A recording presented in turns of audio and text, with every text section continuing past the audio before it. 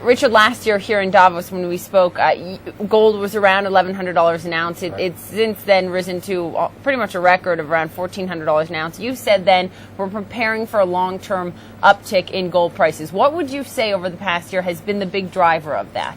Two things, I think. The first is we've seen central bankers stop selling gold. So actually last year they were a net buyer for the first time in about 20 years. Huh. So significant investment into gold, and the ETF also taking up a significant investment. Just the average investor jumping in. A lot of people are buying gold, even in China. We're seeing people who are not wanting to have currency exposure, whether it's US dollars or whether it's Chinese currency. People want to hold hard assets. Gold's a great choice. Well, they're almost substituting gold as a currency. Yeah, for sure. And I think that's the other component here is we're seeing weakness in the U.S. dollar, a little bit of strength time and again, but I think we are planning on a depreciating U.S. dollar over the long term. Look, we're 10 years into a gold bull cycle. If it stopped now, it'd be the shortest ever. That's not going to happen. So historically, I mean, how long do you think that this bull run will be able to maintain itself, and where do you bet that gold prices will go? Are we talking about $2,000, $3,000 an ounce? I think we're talking about $2,000 an ounce in the next 5 years, and I think we have good legs here to run despite the weakness in the last couple of days. I think we have good legs here for 5 to 10 years.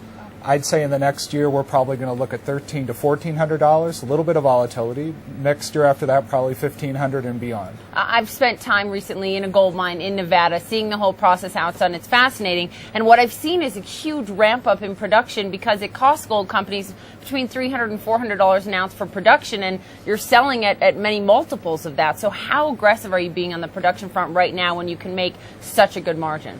Yeah, it's a great point. We're making a good margin, probably 60% on a gross margin basis. On the other hand, it takes us capital to continue to run the business. So our all-in costs actually are probably closer to $800 an ounce when you add exploration.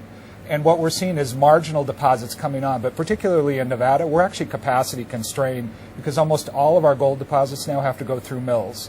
And so we're mill constrained. And so what we try to do is take the lowest grade, or the highest grade rather, and turn it into gold. So some restrictions on our capability to produce. But is now the time that you are being the most aggressive?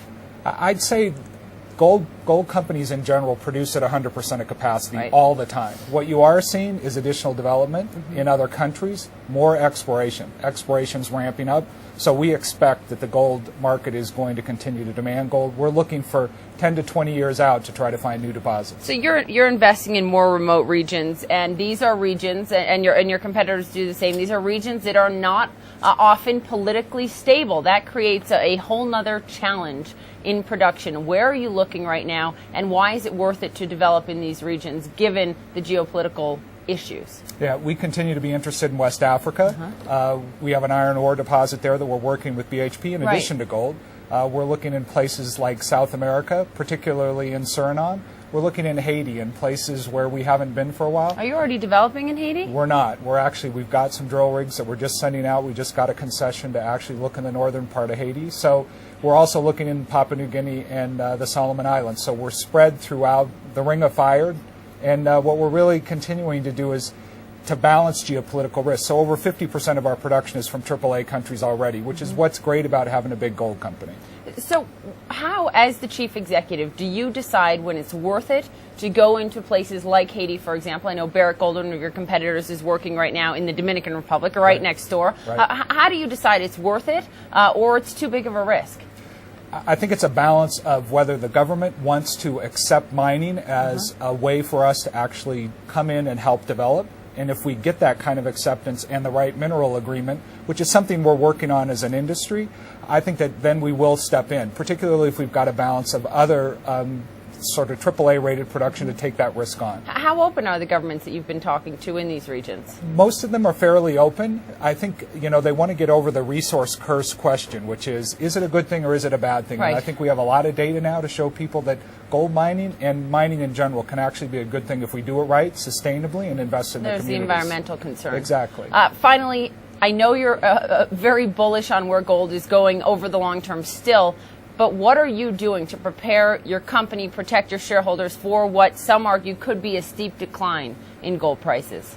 Well, the best thing we can do is to continue to look at innovation to try to make sure that we reduce our costs to the minimum point that we can, and make sure that when we put production in place that we understand what our minimum costs can be. Now, all that said, I think, as I said, with gold prices where they are today, we're making a good profit. If gold prices come down substantially, we won't. I don't know how long gold will stay down. And how do you protect the investments? I mean, when you move into a region, it takes years and years to really get up and running. So you're betting very long term here. We are. It's all about relationships. You know, when you enter into a new community, when you enter into a new government, it's about making sure that you invest and that people in the community closest to where we are support what we're doing. Sure. And when we get that support, we can be a long-term partner of theirs. And that's how we do it. If you don't have it, you can't be successful in the region. Exactly. All right, we'll be watching gold prices, see where they go. Richard, Great, thanks. Poppy. Great to see you again.